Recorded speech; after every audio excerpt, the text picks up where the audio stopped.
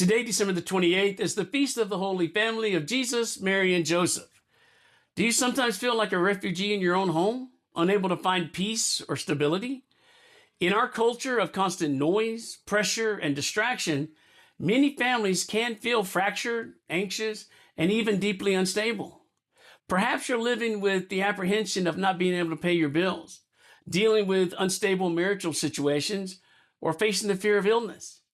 You feel like a stranger even in the heart of your own home, longing for a model that truly works. We instinctively search for a perfect static image of peace, but the Holy Family of Jesus, Mary, and Joseph offers a profoundly different model, a family in movement. The gospel text that tells their story is filled with verbs of motion: depart, arise, flee, take refuge, stay.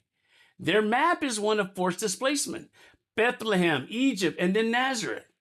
The key to this constant motion is found in Hosea 11:1. When Israel was a child, I loved him. Out of Egypt, I called my son. The family of Nazareth traced the journey of refugees and the persecuted throughout history. This historical significance is a powerful teaching. Every obstacle, every difficulty can be transformed into an opportunity to move a journey towards conversion, which alone leads to serenity and stability. The Feast of the Holy Family, normally celebrated the Sunday after Christmas, was formalized to portray this family as the true model of life. It challenges us to look beyond the surface of daily occurrences. The Holy Spirit continues to speak to our families today, but we need the eyes of faith to perceive His presence in the everyday things. Daily occurrences are never useless or coincidental. They are the very place to encounter or reject God's presence. Colossians 3:15-16, and over all these put on love, that is the bond of perfection. Let the word of Christ dwell in you richly, as in all wisdom you teach and admonish one another, singing psalms, hymns, spiritual songs, with gratitude in your hearts to God. My brothers, to live the gospel of the family is challenging. You will face happy and sad times, serene and difficult times, but that's life. Families who are wounded, marked by weakness or failure, can rise again if they learn how to draw from the fountain of the gospel.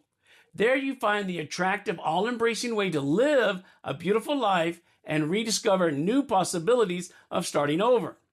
St. Pope Paul VI offered this prayer in his discourse, January the 5th, 1964.